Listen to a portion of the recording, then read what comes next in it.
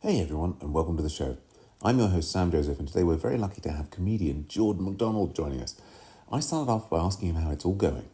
It's been going very well right now. Oh, fantastic! Oh, that's great. That's great to hear. And so the impression. I mean, we absolutely loved having you at Sunset Comedy in Thank you. London. Yeah, That was a super fun show. Oh, and you capped it off perfectly. Have there been any real surprises in Europe that just like different from the US or anything you didn't anticipate? Everything is kind of a surprise to me. Everything is pretty brand new to me. Being out of America. I honestly just kind of love that I'm not hearing too much political talk about what's going on in America right now. That's been a super relief because the national elections in America is always what I would consider the ugliest time in America. So I'm very happy to not be there right now because I'm sure that it's getting crazy. I'm sure. I wouldn't know. I mean, I haven't been following any mass media news for like 2.5 years now. I've just totally that's a healthy thing to I've do. just got out of the game. Yeah, it's. I mean, it's interesting. Like, sometimes I feel a little bit guilty. Like, should I be keeping up with all of these things that are going on? But I really feel like, every mass media organization that's presenting things, they do have an agenda. There's. Yeah, man, and it's like it's just ugly, and it's very divisive, and it's, instead of being the United States, we're the divided states, and I don't want to have any involvement with it. Yeah, absolutely. No, well, that's not at all what this show is about. This show is all about comedy and technology and people and drugs. Yeah, but so Really? Yeah. Well, let's kick in with our. What we really love to hear from all the people who come on the show is their kind of comedy origin story. How did it all start for you? Man, well, the very first comedy special that I ever watched was Sinbad's Afros and Bell Bottoms. Oh yeah. With my parents. And that was like my first remembrance of watching stand-up comedy. Yeah. And I remember just kind of being a kid, like, oh, this is funny or whatever. But the first time I ever saw Dave Chappelle's Killing Him Softly, that's when the seed, I guess, got planted. Okay. Be like, oh, I want to do that. But I was definitely afraid of comedy, so I didn't really start until 2019, until I was 26 years old. Oh, okay, cool. Yeah, and I started in LA, which was terrible. Really? Oh yeah. The LA, starting comedy in LA, I wouldn't wish that upon anybody. It was rough. No, right. I was homeless my first 2 years of comedy. Oh wow. Sleeping in the back of a Kia Soul, so a little bit of space, not a lot, but enough for my size. Right.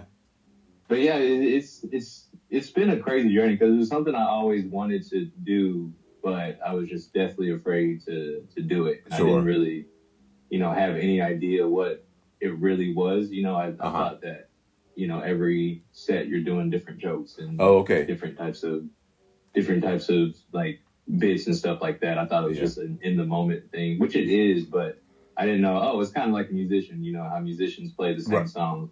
We kind of essentially do the same jokes. Right. Yeah. And actually the second time I did comedy, I quit after 1.5 years because I had an astronomical bomb. Oh, really? Yeah, it was in, the first time I did it was in Santa Monica, California. Oh, yeah. And I did like decent. I remember there was this woman, and I'm decent for, first timers. Sure. Time. But I remember there was this older woman from San Diego in the audience, and she came up to me. She told me that I need a lot of work, but she was like, you have this. Like, you have this. Oh. And that gave me like a nice confidence boost. And then the second time I did it, I was in a cannabis bar in North Hollywood. And I got too high before. And I was doing so terrible that I saw, it felt like I saw myself. Okay, out of body experience. Out of body experience in third person. Oh no. Looking down at my physical body, just going, this is going terrible. Oh no. And after that, I was like, man, I'm never doing comedy again. Fuck this. Nope, I don't need to do it. I don't want any part of it. And then fast forward to 1.5 years later. Right. I went to a friend's stand-up show in downtown LA, and after the show there was an open mic, and he was like, "Sign up for the open mic." Yeah, I was like, "No, I'm good. I don't want to. I'm just here to support you. I don't want anything to do with comedy." And he was like, "Man, don't be a bitch." And I was like, "Okay, whatever." And yeah, so that was really just the motivating factor. Shouts out to Mike Fallon. But yeah, so I did the open mic. I did a lot better than I had, a year and a half prior to that. And after the show, there was a comedian who was, at the time, he was on the showcase and he was touring with Conan O'Brien. Wow, yeah. And after I did my open mic set, I went out to the patio. He was out there smoking a cigarette, and he told me, "Man, you need a lot of work, but like you got this. Like you're one of those people that'll be able to figure it out." And that's when I got the bug. And so then I was just doing open mics every single night. Right. And I've had sets where I'm like not necessarily proud of my work, but I've never bombed like, the second time I did comedy. Right. To the point where I was like, my life is over. And I got the bug, man. And that's when I just started doing open mics all the time. I wouldn't do great. I would pretty much just do mediocre, feel bad, go back to my car, cry in the back seat and go to sleep, and then do it all again the next day. Right. And I did that. That was like the end of April 2019. That's what I considered myself when I started comedy. Right, when you really go into it, yeah. And then, about a year later, the pandemic happened. And I was just like, well, there goes my comedy dream.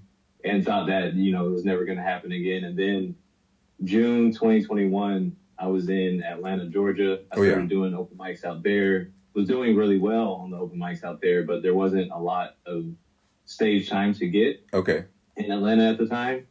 And so I just Googled online, like, what's the best, comedy cities in the United States. And this was right when the comedy boom of Austin started to happen. Of Austin, Texas started to happen. And I was like reading news articles and seeing all these like really good things about Austin. And most of my friends that I have lived in Austin. I'm familiar with Austin. I had been in and out of Austin since like 2011 to 2017 when I moved to LA, and moved back to Austin. And then I was just kind of an addict with it. And that first, I got to Austin July 1st, 2021. Yeah.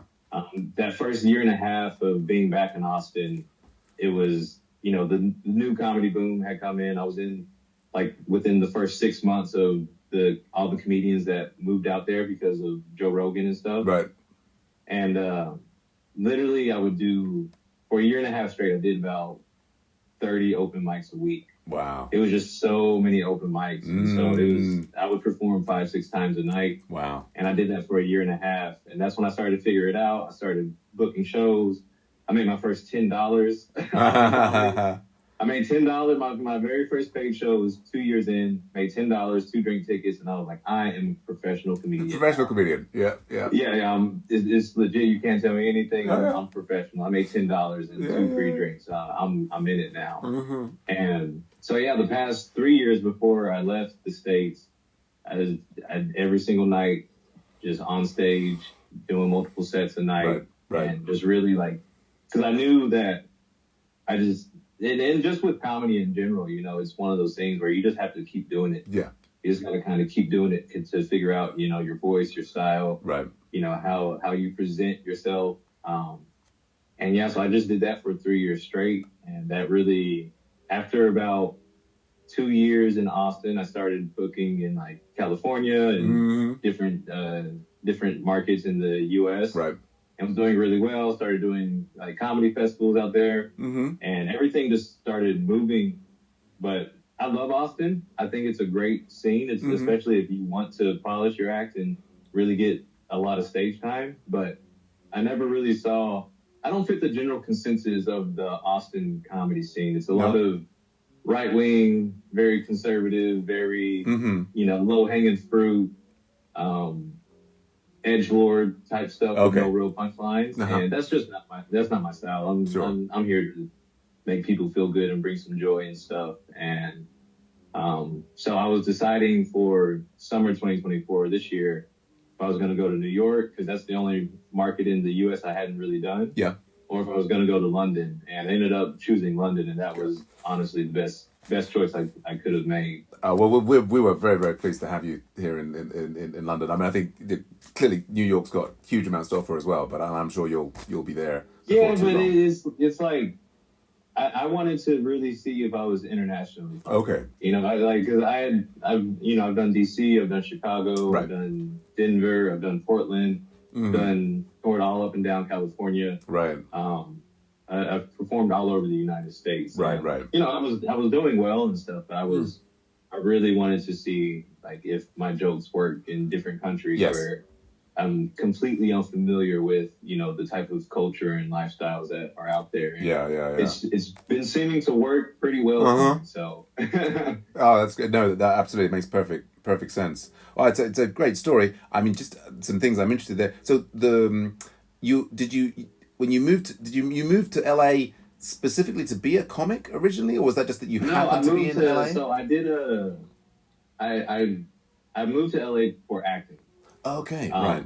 I was in a movie called Alita Battle Angel. Oh, right, I know that was.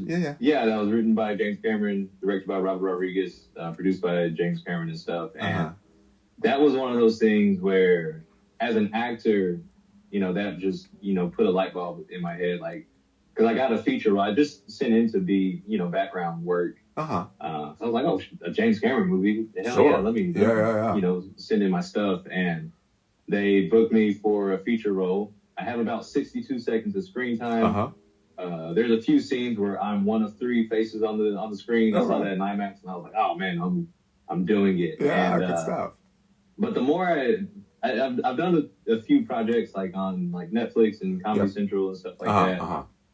My acting career was going well, but I got tired of being around actors. Okay. Hollywood is weird. It's gross. It's a lot of energy vampires, you know, people just trying to suck the life out of you. And I just kind of got tired of it. And I got tired of trying, because the acting industry is a game of acceptance. You know, it's, you know, does this casting director accept me? Does this director accept me? Does this producer accept me? Does this writer accept me? And I honestly just got tired of that. And when I was in Atlanta, I did a few TV shows, some short films and stuff, and it was going well, but it got to a point where I was like, look, I don't need any of these people to tell me that I'm talented. I'm confident in my abilities. I know that I'm talented. I'm just going to jump. I'm just going to put all my eggs into this comedy basket. Prove to not only myself, but all these lame casting directors that have no personality or no like sauce, as I like to call it, and just prove to them I am talented. I am funny. I can control the room. You know, I can get in front of, you know, whether it's two people or, you know, 250, 500 people. Sure. In my brain, every time I'm Showtime at the Apollo, like when I'm on stage. And so I just want to give people a good show, and I just want to entertain people and you know, make them laugh. So I just put all my energy into stand-up comedy, and it's honestly the best thing I could have done. It's constant work, you know, always trying to figure out the path of comedy, because there's no blueprint for it. But one thing I love about comedy, especially versus acting, you know, like acting, they're like, hey, here's this script, follow the script. Comedy, it's like, hey, just make people laugh. Do something. However you do that, that's how you do it. And yeah, if it works, it works. If it doesn't, you can figure out how to make it work. And I love the freedom of it. You know, nobody can really tell me, you know, how to do my thing on stage besides me. And so it just gives me complete control over how I perform and how I, you know, just attempt and jump into comedy.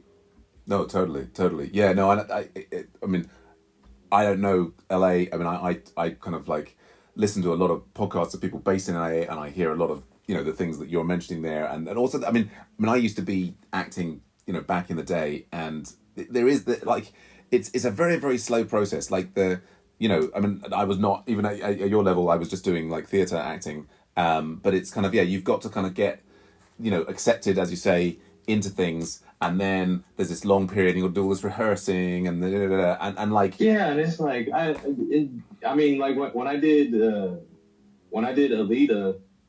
I shot that at the end of 2016, and then I did some stuff with them at the beginning of 2017, but it didn't come out until 2019. So you're just kind of waiting for 2 to 3 years for this movie to come out to see even if they kept your scenes or not. Right.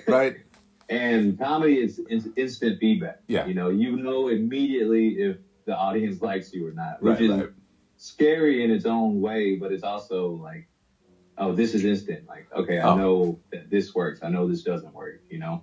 Oh, totally. And then, so that, and I can see you're in LA and you were trying to do that thing. And then there were the opportunity, and you like you're talking about Sinbad and Dave Chappelle, and you already had like, I like that comedy thing. And so that first opportunity, that very first opportunity, the one that you said like kind of went well, and someone said, I think you got something. That was, what was the circumstances there? Was that just like you saw an open mic poster and you went into a place, or what was the, to take that, because you were saying you were scared of it, what actually really helped you take that first plunge on that very first time? It was, I had always wanted to do stand-up comedy, and I was like, well, I'm in LA, you know, LA's known for comedy or whatever, and I just went online and found an open mic to sign up for, and it was a bucket pool, and my name got pulled from the bucket.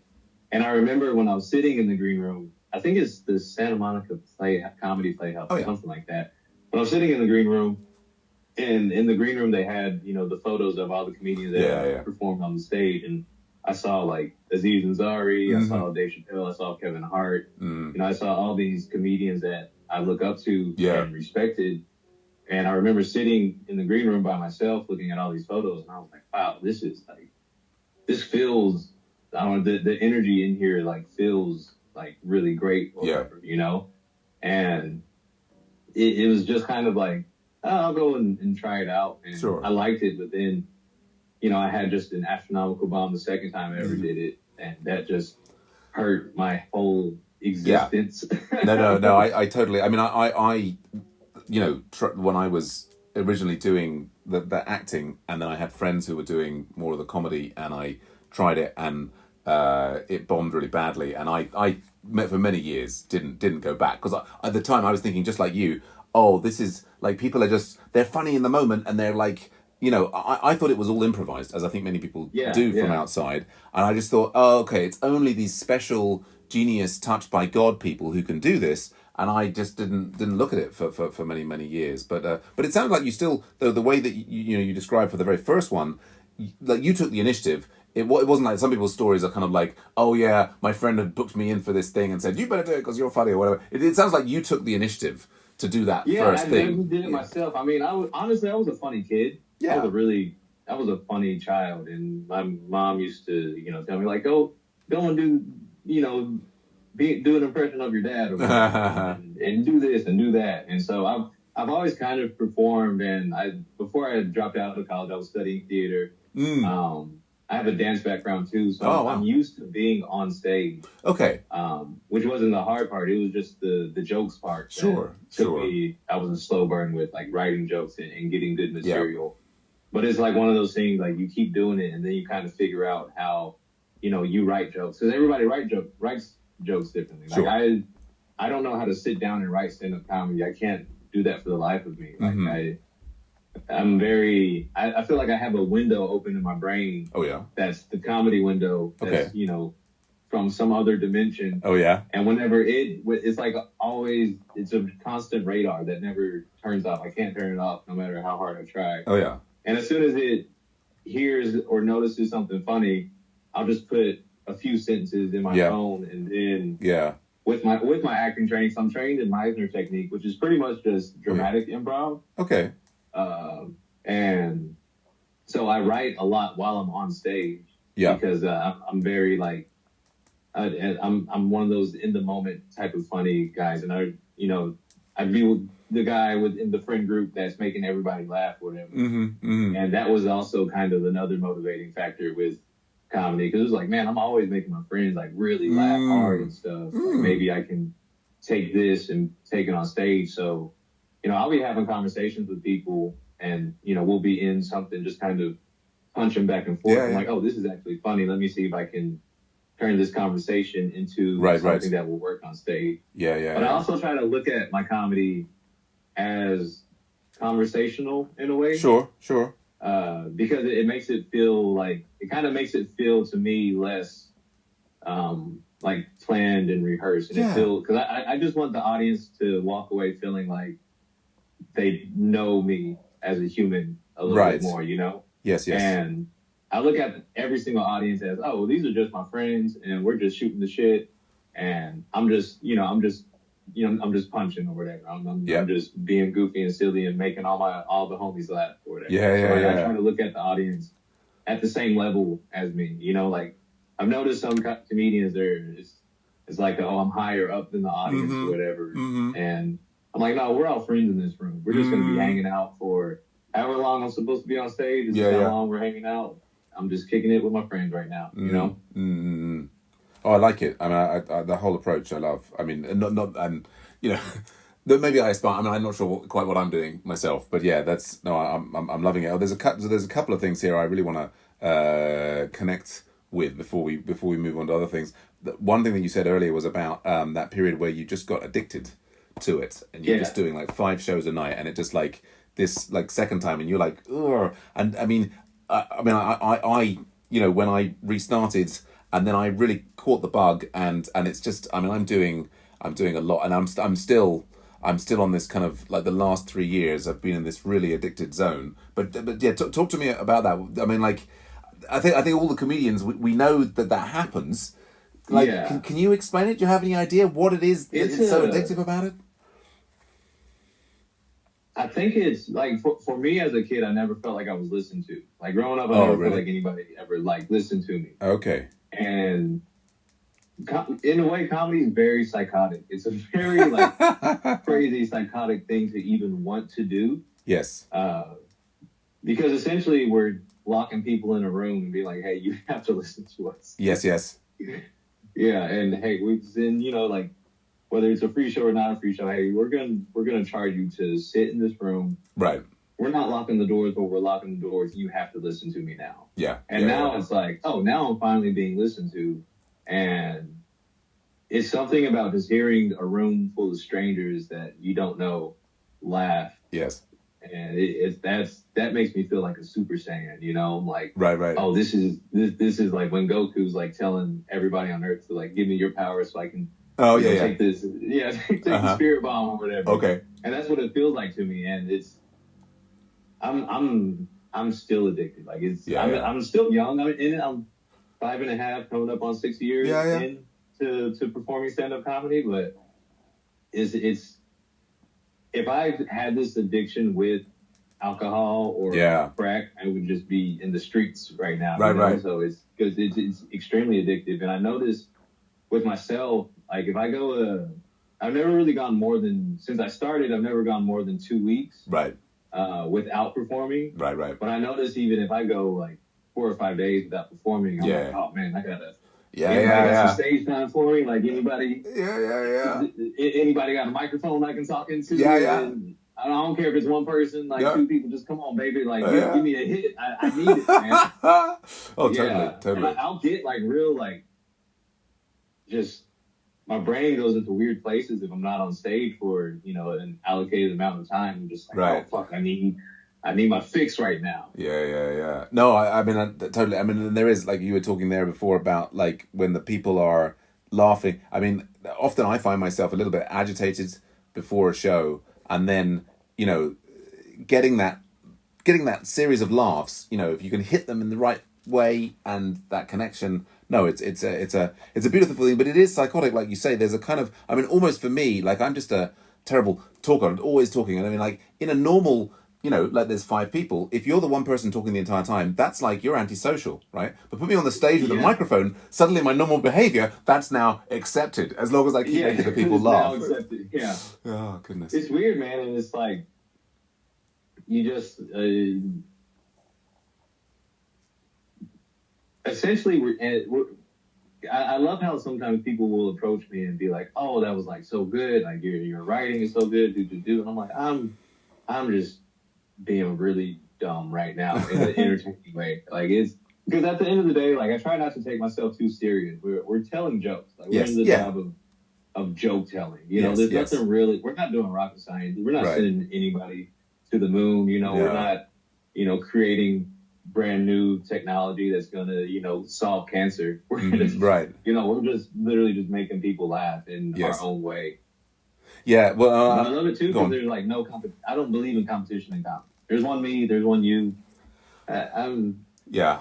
I'm just gonna be I'm just gonna be me. Like I'm just gonna do my own thing, and I respect anybody, any comedian, whether I like your comedy or not. I have the utmost respect for you because it's not easy to get on stage and kind of like open up, your breastplate and let people throw the spears at you, let people Right. shoot the arrows at you. So I respect anybody that decides to get up on that stage and grab that microphone, Yeah. because it takes a lot of goal, to do that. It takes a lot of like moxie and energy to expose yourself and be vulnerable like that with people.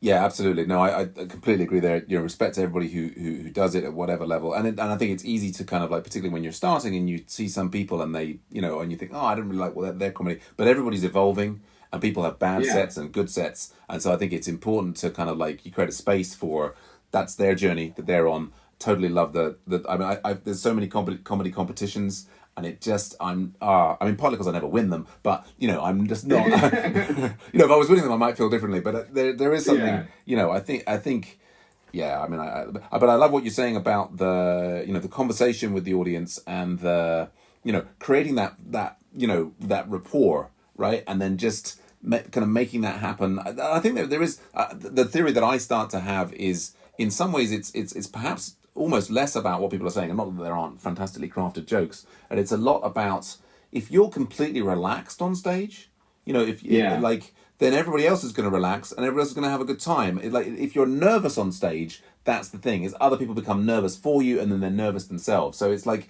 almost whatever you're doing, if you can get in that right zone where you are completely relaxed, that's just very watchable. People enjoy watching other relaxed people. It's an energy thing too, man. It's like we're just, giving out a certain frequency of energy, at the moment, and you can feel it across the room. And it's like, for me, like I'm just like, hey, I just have some goofy stuff that I thought of, whether I was taking a shower, whether I was like stretching, whether I was having a conversation with a friend, and I hope y'all like it. I'm gonna do my best to make y'all like it, but at the end of the day, like now I'm like, I'm not gonna die from this. This isn't gonna kill me.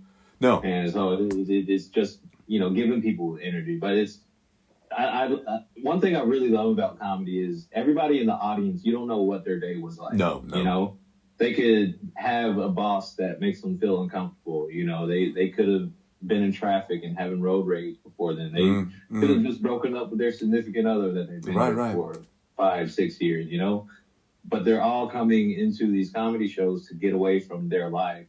And now I get to give them, a window into my life, into my existence. Right. I remember before I started doing comedy, I would always think to myself, like, all right, how can I make a living and get paid off of just doing me? Mm-hmm. And comedy is the most doing you thing totally. that there is, because unlike musicians or dancers or even like theater plays or even like improv groups, all we have is a microphone, amplified noise and what's going on in our head. That's the most doing you that you can do. So, and I've been a lot of places, like been to 39 states in the United States, and traveling around Europe and the UK now, but I've never really felt at home anywhere besides being on stage. So when I'm on stage, I'm like, oh, I'm at home now. And these are all my house guests. Like I want to be a good host for these guests that are in my house. So, I make everybody comfortable.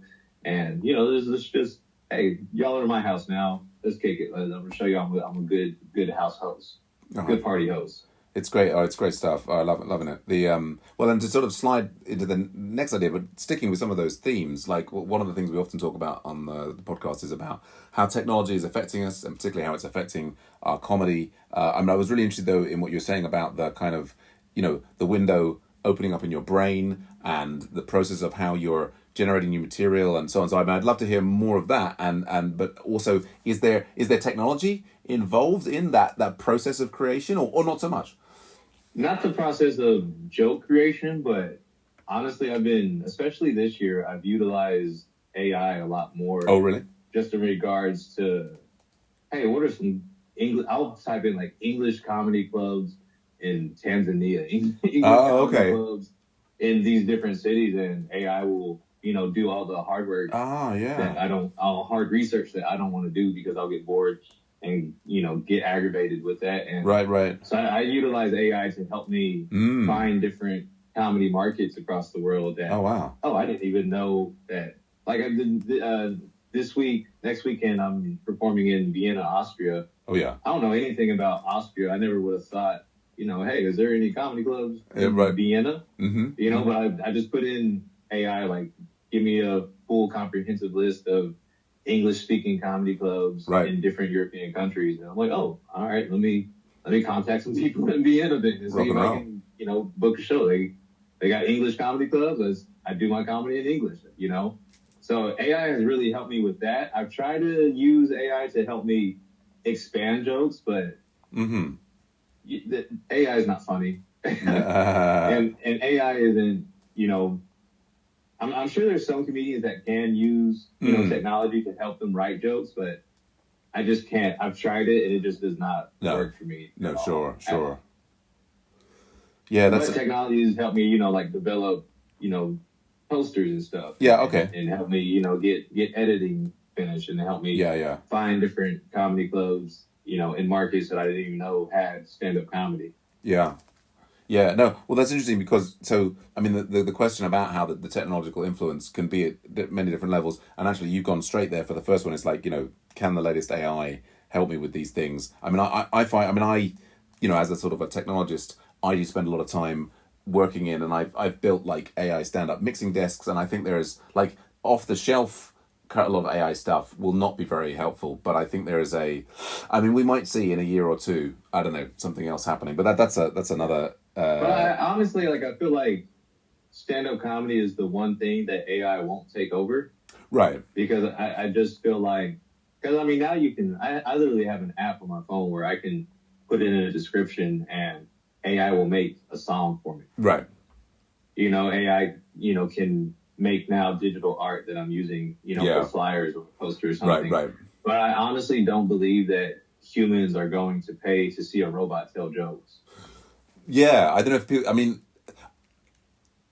think it's the human connection that we want. It's the human connection that we're hungry for. We go to, because and now damn near every major studio film,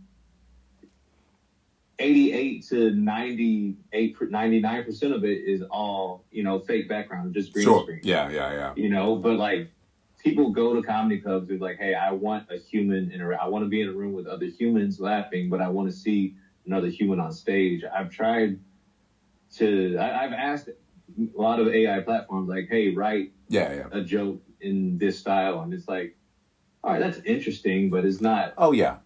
No. It's very vanilla, and I think the level of the technology at now. But I think you might be right. Maybe that comedy thing that will be the last line that maybe AI can never do. But I wonder, because Elon Musk has got these iRobots and whatever.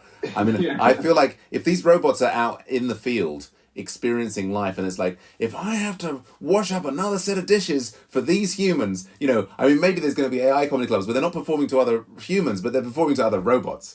You know what I'm saying? I wouldn't rule. I feel like there's something. But then maybe the robots might get tired of seeing the robots. They were we want to go to a human. That's like a human show. Well, there may be this. The different circuits. There'll be the robot circuit and there'll be the human circuit. And will they cross over? I guess it's interesting because I agree with you completely that people they want that human connection. I think like you say, people what they've had in their day, they're upset with their boss, with people on the road, with their relationship or what have you, and there's all sorts of things that they have to control themselves and they can't say, and then they've got the person on stage who's maybe able to say the unsayable. They're what happens in your relationship with Well, I don't think it's the say the unsayable. I think it's, as comedians, we're just holding up a mirror to the audience. Right. This is what you're thinking. Yeah. But I'll be the person to say it because you won't say it. Right. For whatever reason. But I'll be the person to say it. But honestly, I'm not, because I don't do I have dark jokes, but I don't do edgelord stuff. No. I don't push down. I'm not trying to make anybody feel bad. And I've had I have some more like heavier jokes where people are like, oh, that's offensive. And it's like, all right, is it actually offensive, or is it just the truth that you didn't want to, right. Face? Yeah. Because I'm, even with like the jokes that people have told me that's offensive, it's like, I'm actually just speaking about what's going on in America. I'm just saying what it actually is. Sure. Because you can go and watch the news and watch everything that I'm thinking about specific jokes, of course, but it's like you can go and watch the news and see exactly what I was talking about. Right. So is it really offensive, or is it just something that is you try to like, slide underneath the rug or whatever because you don't want to face it? I'll make you face it. I'll hold the mirror up to you. Right. And you're just looking at society from a very literal standpoint. Right. But, since, some people, ignorance is bliss, it's like, sure. We don't want to face that. Like, right. You live in this, false, narrative, but it's a true narrative that people don't want to confront themselves. So I'll be the person that makes us confront it because you're locked in this room with me. Yeah. You can get up and leave if you want. I don't really care if you get up and leave, but I'm not saying anything that's punching down on anybody. I'm just speaking like my truth with this and how I perceive something, Yeah, absolutely. Well, and then there's all sorts of different layers there. And there's like, there's like those perhaps that are more political about the state of the country. And then I guess when I said saying the unsayable, I didn't mean so much necessarily that like an edgelord thing, so much as like, you can make a joke about what you might say to a person that you're in a relationship with, right? Yeah. And you'd say something like, that's like, offensive or spiky towards that person, that maybe the person in the crowd is feeling like they would say, but they don't feel empowered in their relationship to say. And so it's like, I didn't mean unsayable in the kind of really broad sense of like, more than just the kind of like, there are sort of, we're providing an outlet for people to say, oh yeah, I feel that too. And I wanted to say something sharp and cutting, but I couldn't think of anything in the moment. And so the comedian is sort of like, they're setting up little, scenarios where, don't do that to me or whatever it happens to be. So I think it's, I mean, actually connecting back with what you're saying, it is just jokes, but I think it is also a valuable service. Do you know what I'm saying? Oh yeah, it's a very valuable service because like, when people are laughing, they're not upset. Right. You're not, it's hard to feel down whenever you're legitimately having a good laugh. Right. Absolutely. And it's like, and some people are like, oh, I didn't want to laugh at that, but it's like, hey, but you did. So like, your life isn't over. Like, it's all good. We can laugh at, messed up, things that are going on in the world or just messed up situations. Like it's good. Cause I'm one of those people, regardless of what the situation is, regardless of how bad it is, you can always find at least one thing to laugh at. It may be even inappropriate to laugh at that one thing, but there's always one funny thing to laugh at, know? Yeah. And it cracks the shell. It allows us to, like you say, to see a window into each other when we're both laughing. I mean, that will be the interesting thing, I think, with the super AI robots in the future, is will they, like, obviously we care about humanity and the human connection, but is there a like in the same way some people connect with animals, there's a broader thing of the challenge of existing. Like these robots, they're gonna have struggles, and I wonder if at some point in the future when they're we obviously they won't have any humanity per se, but they might have this kind of like existence pain, and then maybe we'll be able to connect to them. I don't know. It's a bit interesting. That reminds me of I think this was 2018. There was a lab in Japan that created a robot that felt human emotion. Right. And they ended up, they had to destroy the robot because it started stalking its caretaker.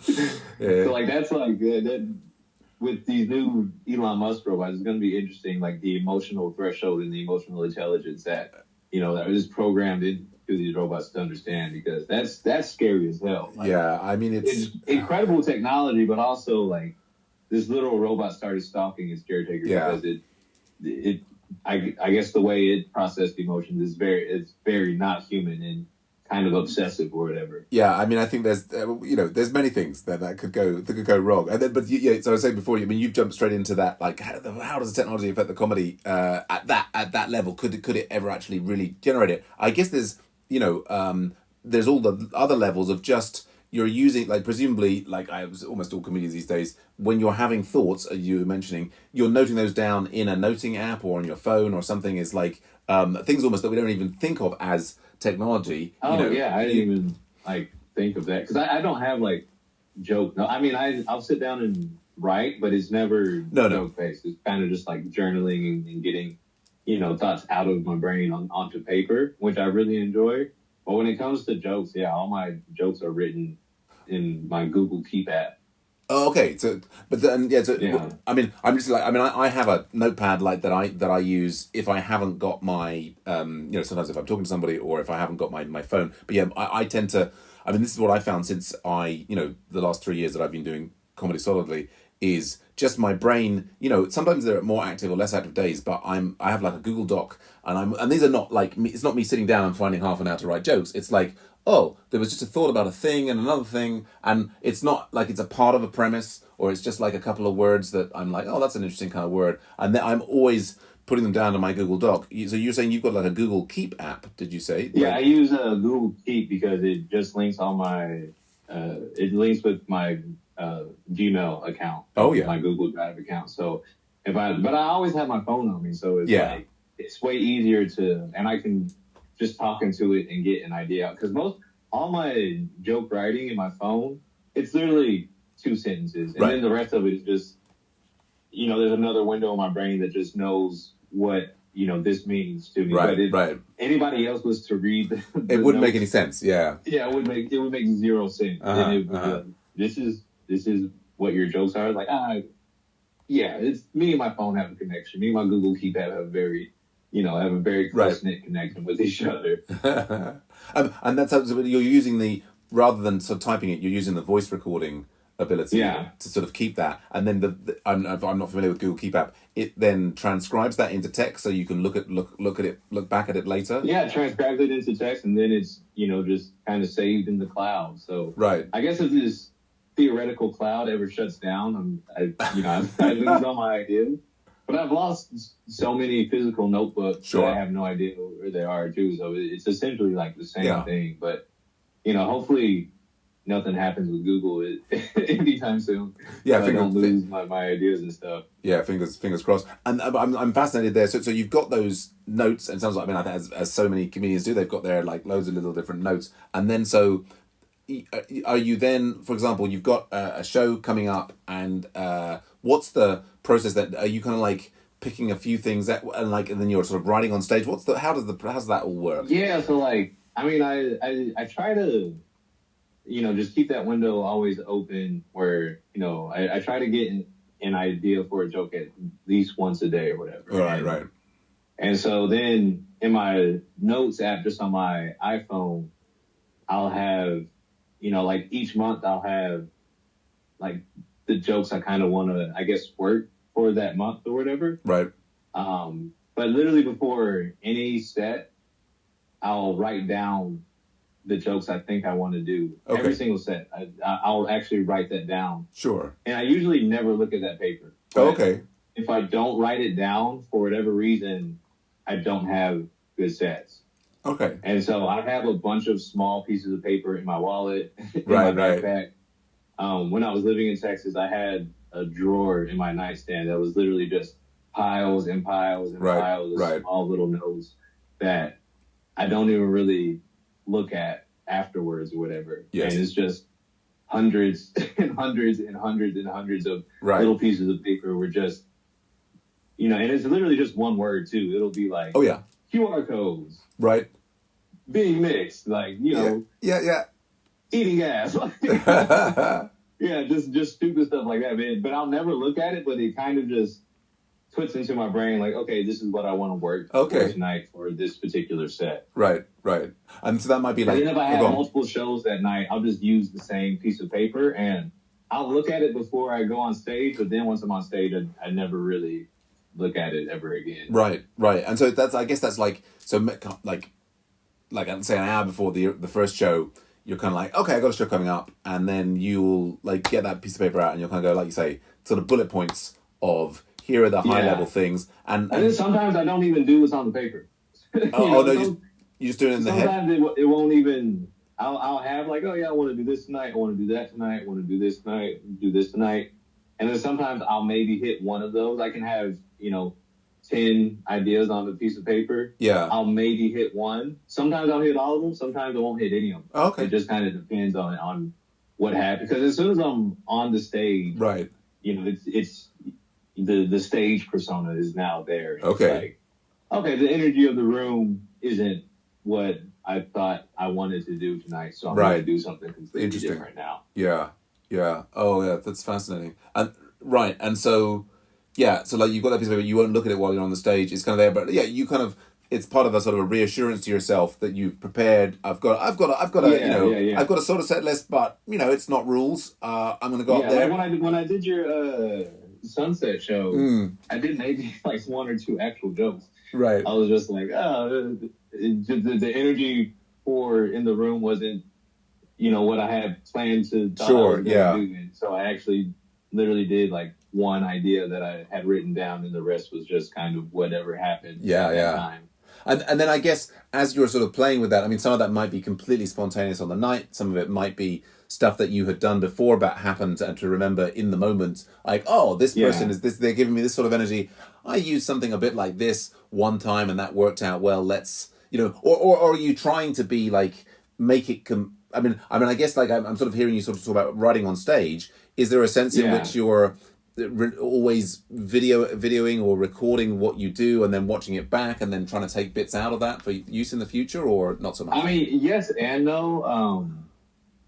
Like, because I like to still have an openness and freeness with it. I don't like to be like stuck on, this is exactly what I'm going to do. This is what I think I want to do. But, sometimes the audience, they're giving you a completely different energy. And so I don't even try to be like, oh, I'm going to write on stage.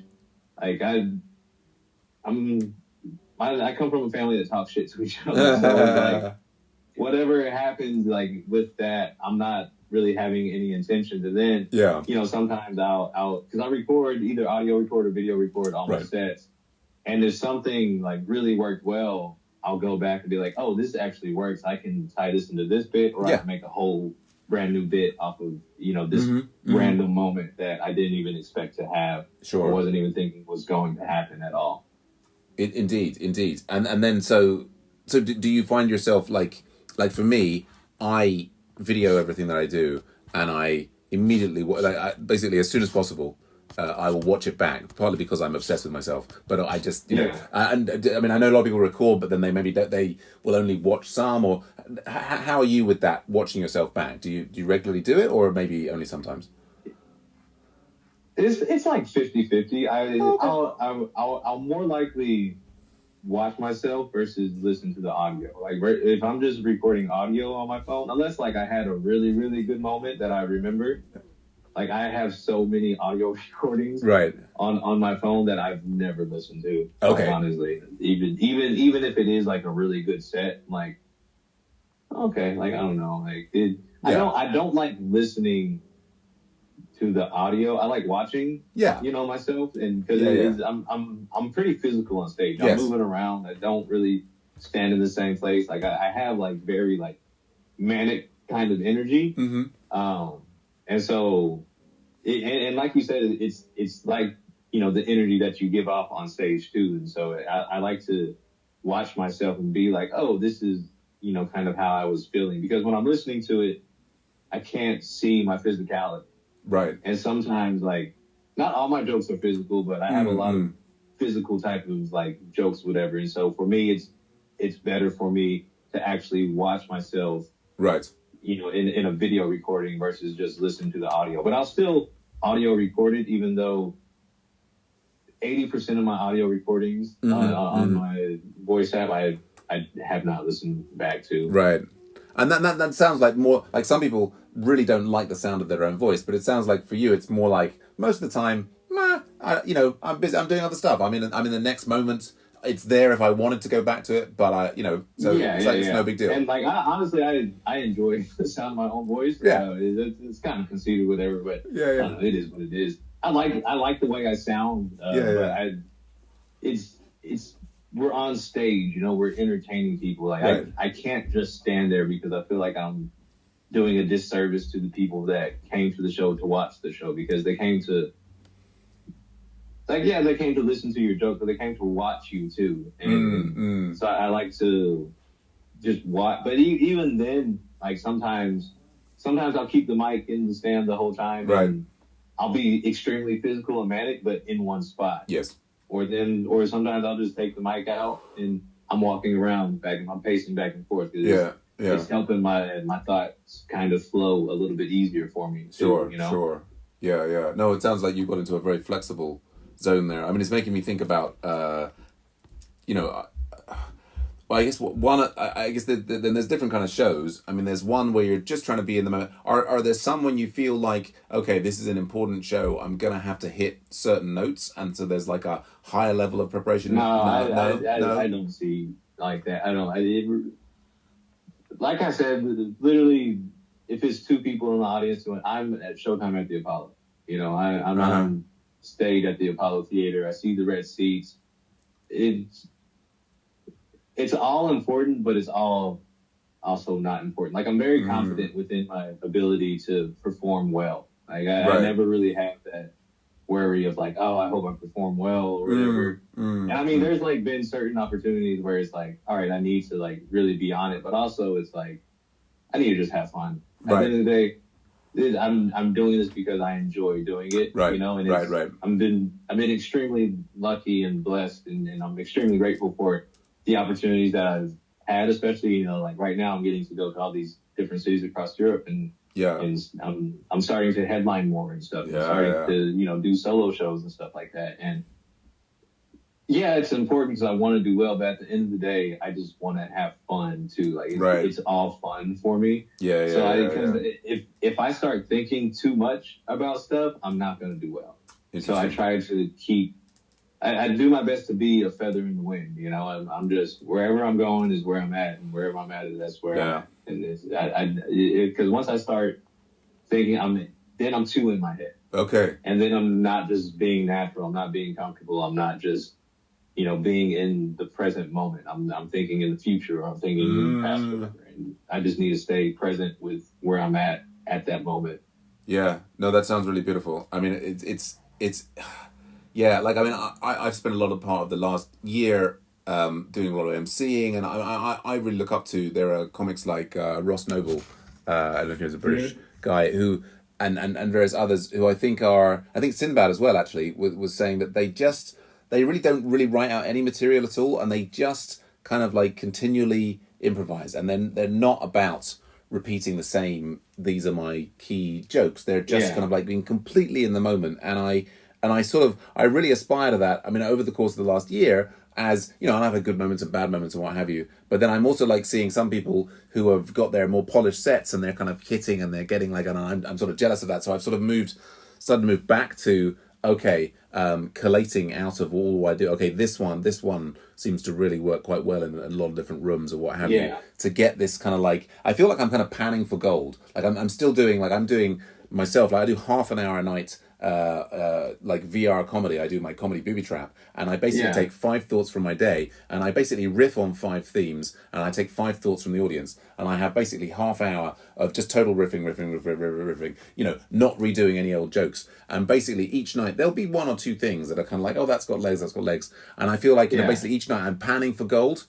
And I'll find maybe a couple of nuggets, and I'll put that in my drawer of kind of like now, and I feel like I'm sort of building up a war chest of, here are things that are kind of, you know, have got legs. Well, like I have, generally, like, I know how I want to begin, and I know how I want to finish. Everything between that, anything could happen. Okay. You know, because it's like, I love the challenge and the excitement and the reward of, you know, this is a new joke, a new idea, you know, oh, it worked or whatever. But I won't start with that. No. Because I don't know if it'll work. But there's, you know, you have the hits or whatever. You're like, oh, this generally works all the time. And so, because once the audience is against you, it's kind of hard to bring them back on your side. Right. So I'm like, okay, I'll start with this because this usually works really well. all right, cool, I got them on my side. Now let me play a little bit with, you know, a newer idea or a new thought. Yeah, right. Oh, this didn't work. Let me pivot, go back to something that works again, get them back over here. They're already with me. That second thing didn't work, first thing worked. All right, just let me pivot again. Right. Bring them back, and then let me throw in another new idea. And it's like a dance, you know? Right. It's like, yeah. all right, I step this Oh, way. man. They're stepping this way. Cool. I step this Beautiful. way. They step the other way. All right, I'm going to go and step the other way, get them back, you know, because you're leading the orchestra. You know, you're leading the army or whatever. Oh, amazing. It's just not every step is going to work, but that's the beauty of comedy too. But now it's like it's like that addictive thing. I've performed so many times. I know enough now where like, okay, I can go and just do a set where it's like, oh, this all this stuff hits, but I'm going to get bored of that. Sure. You know? Sure. Like I've been in Berlin. I've done probably 10 sets in Berlin, and each one has been completely different. Right. Because I'm going to get like, all right, I know this set works. Let's challenge myself. Let's do something completely different. Fantastic. All right, this worked. Cool. Let's do another completely different thing. But that also keeps me writing too, because like I want to be able to buy a house. Mm-hmm. You know, and if you want to be able to buy a house in comedy, you have to be able to do, you know, an hour-long set very well. You know, and it's like you just gotta jump out there into the pool of sharks and just do it, because I don't want to do the same 10-minute set. I don't want to do the same, even like a 30-minute set. You know, I don't want to just do the same regurgitated thing over and over and over, because eventually, like the times that I'm most unhappy about a set where it feels like, oh, this is all rehearsed. Yeah. It sounds rehearsed. You know, the jokes are rehearsed, and I'm always like upset with myself whenever I even if like I do get consistent laughs, I can tell when I'm just going through the motions and boom, boom, boom. It's very cookie cutter for, you know, myself, and that always it never feels good to me. So it's like, all right, let's challenge myself. Let's always like be trying to grow the set, and eventually, you know, you'll have hours and hours and hours of material or whatever. But it's like in order to buy a house, I need to be able to do a strong hour, but I have to be always, once I have the strong hour, I have to still build off of that, because all right, I got this hour. Let me get the next hour. Let me get this one. Let me get this one, because I want to be doing comedy when I'm in my 60s. You know, this is a lifelong journey for me. You know, this isn't like you know, a 15 minutes of fame type thing for me. This isn't like, I'm not a hobbyist with it. I work extremely hard on this craft because I love it. I mean, I love it, but it's also like, the end of the day, this is just supposed to be fun for me. But also like, you know, you can, and everybody's comedy journey is completely different too. Right. I like, and so it's like, all right, like understand that my journey isn't like anybody else's journey within, you know, the comedy world and stuff. And so I'm just going to, you know, just keep going at it in my own way, because it's working and things are falling into place for me. So, all right, well, I have an hour right now that, you know, now I'm starting to get to show off, but also I need to be, you know, building for the next hour too. Of course. You know? Yes. No, I love it. Well, it's great to hear that from someone who's doing as well as yourself, about that, constantly challenging yourself and constantly doing new things. As I think that there's a kind of, I talking to other, you know, and in some ways very seasoned, you know, 20-year comedians who are sort of, I mean, there's a sort of a suggestion that you've got to come up with this, like, you know, this killer 5-minute or 10-minute set, and that comes from, you know, repeating almost verbatim the same thing over and over again for like 3, 4, 5 years until it's so. But I mean, I tried that for like 9 months with one thing, and I, you know, and the you know, when you do that, you know, the set evolves and you add little, but it's, you're dying inside, right? Because it's just so boring. I'll get so bored, and it's like, man, I'm not even. And once I'm bored with something, it's like, oh, I'm not having fun anymore. Right. This isn't fun. But I also like, there's a lot of things that comics will say that I'm like, this is dumb to think. Like, Right. honestly, like I don't like it when I hear comics be like, you got to bomb all the time. You're going to bomb all the time. No, like I have sets where, yeah, I didn't do my best, or I'm not, proud about this set, but I had an outer body experience on my second time doing comedy. That was a bomb. That was a complete bomb, and I was I consider myself a slow burn with comedy. It took me 2 years to make $10. Mm-hmm. It took me a long time to figure it out. And when I was just doing open mics in LA and homeless and stuff, like, I would never tell myself I was bombing. Like, all right, no, we didn't do that well tonight. But because once you get into that mindset of like, you got to bomb, like you got to bomb, you're going to fucking bomb, and it's like, that's stupid. You're sabotaging yourself. You're shooting yourself in the foot. Like, no, like, all right, we didn't do exactly what we wanted to do, or this didn't go how we, wanted it to go. Cool, let's pivot. We got another set coming up or whatever. Let's keep it growing. But I'm not going. I refuse to tell myself like, oh, I got to bomb all the time. Yeah. Like, no, most of the ideas I have don't work, and that's okay. Yeah. Like, that's totally fine. But those aren't the only ideas that I'll ever have. You know? Yeah. And like when I was a younger comic and I started, booking like shows and stuff, I would sometimes get into the mindset of like, oh man, am I going to be able to like do better jokes than the ones I have now? Now I'm like, yes, I will, just because it's a growing process, and it's one of those things you just got to keep doing it. The more you do it, you'll get better, but telling yourself all these like BS things that so many comics seem to tell themselves, like you're doing a disservice to yourself and to like the craft that we're in. Like that's not a good way of thinking. Sometimes shit doesn't go your way. Sometimes honestly, sometimes the audience just sucks. And that's okay too. Like, that's totally fine. But don't keep telling yourself like, we're gonna bomb. Like, we're gonna bomb. That's self-sabotaging.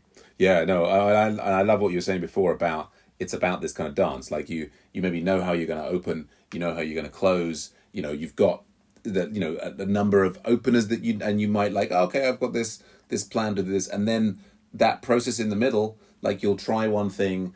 That might work, and then depending upon the actual feedback that you're getting moment to moment, the way the crowd's reacting to you, you'll try a bit of this or a bit of that, and then close strong. And I think that's probably for people starting out is the struggle is to begin with. You've only got a very limited amount of material to work from, and you're maybe on a script, and you've no idea what to do. If like, okay, that didn't work, I don't know where to go. And I guess, and I'm still relatively at the beginning of my journey, but I'm starting to feel now that like by repeatedly doing like new stuff every night, and also like kind of when I get little gems, okay, put that to one side or whatever. But like, and rather than it then being necessarily that I will now have like a stock of, oh, here's my 10 gems, bang bang bang, that's it. But it's almost like they'll be available to me. Like, I guess it's almost when driving a car becomes automatic. Rather than having to think, I've got to do this, you just start to unconsciously select, different routines and different bits and pieces that you had in the past. And, you kind of almost, you're automatizing the comedy process. If that makes sense. Yeah. Yeah, it's there's no right or wrong way to do comedy. There's no like, hey, this is how you do comedy. No. It's just like however whatever we're all making our own sauce. Yes. And maybe at the beginning your sauce isn't that good, but eventually you figure out the recipe to make the sauce good, and then once you have a good sauce, it's like, all right, I have this good sauce. Let's make it better. Yeah. Let's make it more everlasting. Let's keep making the sauce better versus just like. Because eventually, if you just eat the same exact sauce every single night, you're gonna get tired of that sauce. Oh, totally. Oh God. Yeah. Yeah. No. Absolutely. Well, and I think then sometimes you have like those jokes where, because when I did Edinburgh this year, I did I was just like running around like a madman. In 18 days, I did 64 sets. It was my first Edinburgh. I was just like doing showcases, and. Like I said, like I can't just keep doing the same set because I'm going to get bored. The audience is going to get bored. And so then I saw myself going in like deep into the Google Keep notes. And I'm like, oh, I haven't done this joke in like 2 years. Let's see if this works out here. And then it's like, you take old like stuff. Yeah. And now it feels like it's kind of new again because you're like, oh, I'm doing this in front of completely different audiences. I used to do this all the time and it worked all the time, but I got tired of doing it all the time. But now it feels brand new again. And now it feels like, oh, I forgot that I had this recipe, of sauce over here. Like, let me add that to it and make, this new sauce that I have even better because I'm adding, ingredients from an old sauce that was really good that's making it better. Yeah. Well, and I guess the only thing that anybody will agree on is you got to keep making the sauce, right? If you stop making, you got to keep making. I like I referred to sauce because I saw this video on Instagram some years ago, and it just like stuck out to me. It was the sauce and juice theory. Like, you go to the grocery store, you get your favorite bottle of juice, and you get your favorite bottle of sauce at the same time. You go home. You put the bottle of juice in your fridge, you put the bottle of sauce in your fridge. You come back to the fridge in 2 weeks, a month, the juice is going to be gone, but the sauce is still going to be be there. The sauce is more everlasting. The sauce is going to last longer than juice. People have juice, but juice is quick. Juice is microwave. But sauce, you're chefing it up. Yeah, and it takes and you're I like that. I like that theory and thinking. Yeah, and you're boiling it down. And I think that there's I don't know what it is. There's some kind of I'm thinking of like New York, but there's like some kind of food cart, and there was like really famous for the thing, and the trick was that they never replaced the sauce. Basically, they've been boiling this same sauce for like decades, and they're just always adding more stuff in, and it's still always got they take a bit out, but they're putting more in. They're taking a bit out, more ingredients go in, and it's just the everlasting sauce, and it's good. It's good stuff. But so segueing on. But so you are the traveling road comic. I mean, how and you're connecting with you're doing this like very human connection, but with different groups of strangers each night. Is like, how are you keeping the relationships with other people in your life, or are you just a rolling stone that keeps moving on? How does it all work? I look at comedy. I'm a rock and roll baby. Like, both my parents were born in the 50s. Like, I was raised on music from the 50s to 60s, 70s, and 80s. Like, I love, that, especially like the 1960s psychedelic rock and roll. Like, my favorite artist is Jimi Hendrix. Yes. Like, I love cats like The Doors. Meatloaf, Gap Band. Like, I love all that funk and groove and stuff like that. And so I feel like, because stand-up comedy is such a young art form. Right. It's a very young art form. It's still new. And, there's all these different countries now that don't speak English, but now you're starting to see these English comedy clubs pop up in non-English speaking countries and stuff. And I feel like stand-up comedy I look at it as rock and roll. And it's like, I miss my friends. I miss my family. But it's like, I'm still young, but I'm not getting any younger. I'm 31. Like, 31 in 2024 isn't what 31 is in 1972. It's a different type of energy or whatever. But until I turn 30, really, that's when it kind of clicked to me. Like, all right, Jordan, you're not getting any younger. And I was doing like well in America. Like, I was getting to travel all around America. I was doing shows, and I've gotten into like the Comedy Store and like the Hollywood Improv and really like great clubs and stuff. And in Austin, is this new kind of comedy town. And I was performing. I was a regular at all the clubs besides like 2 clubs in the city, and it was cool. But it was like, do you want to do something really, really dope, or do you just kind of want to be on this hamster wheel? And it felt like I was on a hamster wheel. And I just believe that you're either going to fully jump or you're never going to jump. And so I just decided to fully jump and figure it out. And honestly, man, like, I don't want to make anybody's life difficult. I don't want to bring any type of negative energy into anybody's life. I don't want to bring any low frequency type of stuff into people's life. I do comedy because I love comedy, and I just want to bring people joy. It's an instant feedback type of job where it's like, hey, people are laughing, I'm bringing them joy. This feels good.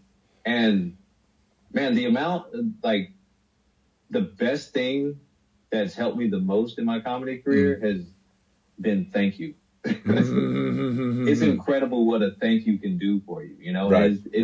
There's enough assholes in the world. There's enough people like that are dickheads to people. You know, you turn on the news, you're just going to see a bunch of negative images. You're going to see a bunch of like just not. The news isn't anything positive. No, you know, it doesn't show anything positive at all. It doesn't show joyous type of things. It doesn't show happiness and stuff. And we're all aware that the world is burning to a degree, you know? And I don't want to contribute to any of that energy by any means. So, and I was raised by like older parents in the South. Like, you be kind to everybody. Yes, sir. No, sir. Yes, ma'am. No, ma'am. Like, just be kind to people. Like, and not to fake, you know, BS kind. Like, just be cool. Just be kind to people. Like, it's because there's enough like not of that in the world. Like, it seems to be more like rude asshole people than genuinely kind people. So I just treat people honestly, like the golden rule: treat people how you want to be treated. I don't want anybody to be an asshole to me, so I'm not going to be an asshole to anybody. And you know, you're not going to get along with everybody. That's okay. We can be cordial still and go like and you know, not agree on stuff. That's totally fine. Like, that's okay with me. But honestly, I just believe in the power of kindness to people and being nice to people, like, and genuinely nice to people, not like this fake stuff. Like, hey, thank you so much for letting me, because we get to do comedy. You know? We get to do this. It's not like anything else. We get to get on stage and tell jokes. That is incredible to me. That's dope to me. And I try to look at everything from a child's perspective. Like, the background on my phone is me as a kid. Because it's like, all right, am I making him happy? Cool. He's proud of me.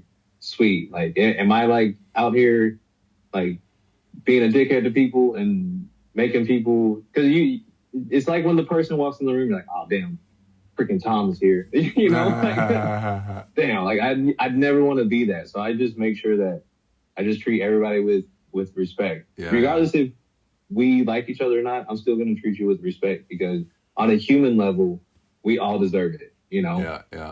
No, and it's like, hey, just be cool to people, man. Just be nice to people. Like, we're all going to die. Literally, that's inevitable. Every single person will die. I don't want to make anybody's life harder before they die, you know? Oh, mate, it's angelic music to my ears. It sounds like you've got a really put together life philosophy there about basically sharing joy. Yeah, man, and like, life is hard. Like, you know, like I was diagnosed with depression when I was 21. You know, I was clinically diagnosed with depression when I was 21. Like, I've had to like do a lot of internal work just to be cool with myself. And it's like, all right, like, I'm cool with myself now. I don't really care like how other people are. I don't care how other people are. I don't care what other people are doing. I just want to make sure I'm not making anybody's life more difficult or, you know, giving anybody negative type of energy, because we got enough of that already. We have, especially in America, man, like our whole political system has gotten everybody like fucked up. And it's like, man, I don't want to do that. I'm in the business of telling jokes. Like, I'm just here to make people happy. I'm not here to like, do anything that profound, really. I'm just here to like be silly. I like to be silly. I like to be on stage. I like to be goofy. I like hearing people laugh. I like seeing people smile. I like seeing people give a good time. And if you can be the curator of a good time, that's fulfilling. I just want to. It's like Dave Chappelle said about you know, being Muslim. Like, I just want to live a meaningful life. I just want to live a fulfilling life. That's all I want to do. I don't want to do much else. I don't really care about much else. I just want to make sure when I die, hey, what did I do what I wanted to do, or did, you know, I like make other people's life harder? I'm not in the business of making other people's life harder. Yeah. Well, I think it's fantastic the way you were saying, like, it's not very, very profound, but at some level it is profound because it's not very profound. Yeah, in its own way it is. In its own way it is, but still, like, we're the jesters, you know. We're here to entertain people. Absolutely. You know, we're here to make people laugh, and it's like it's a hard thing to do and figure out. Yeah. You know, with like, it's a very interesting art form because you know, with dancing, you have certain steps, whatever. You have Right. techniques and stuff. Yeah, like yeah, with acting, you have techniques. You have the script, whatever. You have with writing, you know, you have the beginning, you have the middle, you have the end. With comedy, you kind of just we don't know what it really is, but we know how we do it. You know, I know how I do it. You know how you do it. You know, other comedians know how they do it. Cool. Like that's freedom. And another thing I love about comedy, like I have so many friends that we don't agree socially, we don't Right. agree religiously, we don't agree politically, we don't agree on so many things, but we agree on this thing called comedy. And so I've made like so many incredible friends just from that. And it's Right. like, hey, like we don't agree on so many things. Yeah, and yeah, if we yeah. didn't do comedy, we probably never would have crossed paths or like, you know, hung out with each other. No, absolutely. Yeah. You know, we do this thing called comedy, and it's like that it's fun. Like at the end of the day, we're having fun. It's a fun thing to do once you like, you know, figure out your voice and figure out like who you are on stage, who you are like off stage, who you are while you're writing, who you are when you're interacting with people after shows. Like it's a very fun thing to do, and like I respect comedians like because it's like hecklers at shows. They want to be on stage so bad. Yeah, they do. They have a desperation to want to be on stage, but they won't do it. They're too afraid. They're too afraid to do it. We're not afraid to do it. Dope. We can, you know, we can grab a slice of pizza. Yeah, you know, yeah. Like, it's fulfilling, and it's like I just try to go at it as from a child's perspective, whatever. You know, it's a business too, and it's like I'm learning, I'm figuring out the business aspect of it, which is, you know, a challenge in and of itself. And you know, a lot of the stuff I don't enjoy doing, but like, hey, I want to buy a house, so I got to figure out the business aspect of it. But like, you know, I love humans, like I really do. Like I enjoy people, I enjoy different cultures. Like I'm getting to, like I was in Stockholm, Sweden, you know, 3 weeks ago. I didn't know anything about Swedish people. You know, like, I didn't know anything. I just knew meatballs and right. You know, that's all I knew about Swedish people. But I got to eat dinner with the Swedish family, and it was just so cool because it's like, oh man, if I never would have started doing comedy, I wouldn't be in this moment, right? You know, I wouldn't be. You're from the UK, you know, like if I never would have started comedy, we never would have had this conversation, man. And it's like you get to learn about yourself, you get to learn about other people, and it's like, you know, it's beautiful because I'm getting introduced to all these different cultures. Like I was raised on a farm in Texas, man. Like I don't really come from like much, you know. I come from just country, small town Texas stuff. Like, but comedy has opened up my world to a whole different experience that I never would have gotten to do it had I not, you know, started doing comedy. It's an amazing thing for building bridges. It's an incredible thing. I mean, it's been a great conversation. I think we're going to have you back for more conversation on. Man, I would definitely love to. Like this has been. I love this too because one, I love comedians. I love talking to comedians because we're all just our own people, you know, and we're crazy people. We're in the best way. We're crazy. Some comedians are a little too crazy in not the best way, but it's like everybody's on their own. It's great, man, because these are the type of conversations where like, and I'm just speaking from a completely American perspective, but these are the type of conversations that I feel like the higher ups, political, higher whatever, however you want to call it or see it, they don't want this because this is the type of stuff that like, you know, brings like people together and stuff, and it's like this interlocking thing, and it's like, oh, we're just humans trying to figure it out. Everybody's just a human trying to figure it out. Nobody knows what's going on. Nope. Like we legitimately don't, and that's okay. But we can laugh about stuff. Right. And we can look at stuff from a comedic perspective, whatever, and have a good conversation and be open, regardless of, because we come from two completely different worlds. Right. You know, like we have completely different upbringings, we have completely different perspectives on stuff, and that is okay. But we have this mutual respect for each other because getting on stage by yourself with just a microphone in a room full of strangers, it's not easy, but we respect each other for it. And we need more just respect for each other, you know, in every freaking aspect and regard. Yeah. Well, we're seeing the connections and not the differences. And this is the problem is that there are a lot of, I think, you know, people make their lives and careers in politics and business and so on based upon exposing differences or making it seem like there are differences, and actually there's not so many differences. Yeah, dude, we put on pants, we take shits, and we die. Yeah. Usually in that order. It's usually in that order. It's good stuff. It's good stuff. Yeah. Well, I mean, I think I'm going to go with my closer to wrap this up. We can, we'll talk a little bit more in the after chat. For sure. But let me. I mean, I start to say, it's like, why have I written this stuff down to close the show? This is what I have. I'm going to have to like evolve it and make it. But what I usually say at the end is, well, thanks everyone. Remember, you can help support the show by going to patreon.com/comedians where any level of support will get you access to our Slack community for text chat with us and the guests. The Slack community never really took off. I think I'm going to have to move it to a Facebook community. We've got to find some way to connect people together. Connection, as Jordan was saying. Yeah. Higher levels will get you access to bonus features once we've worked out what they are. I'll let you all discover it, and we'll see you all again soon. Thanks very much for being on, Jordan. It's been an absolute pleasure. Man, thank you for having me. This has been great.